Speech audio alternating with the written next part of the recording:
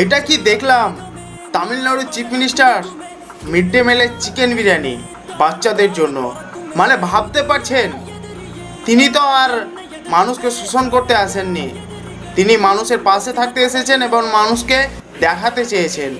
এর দেখে প্রত্যেকটা রাজ্যের মুখ্যমন্ত্রীকে শেখা উচিত বা দেখে ভাবা উচিত। সেটা অসম্ভব ব্যাপার, সেটাকে সম্ভব করে দেখাচ্ছে। তাদের শিক্ষামন্ত্রী এই দাবি নিয়ে মুখ্যমন্ত্রীর কাছে গেছে এবং মুখ্যমন্ত্রী এই দাবি কিন্তু না বলতে পারেনি, সে ইয়েস হ্যাঁ বলে দিয়েছে।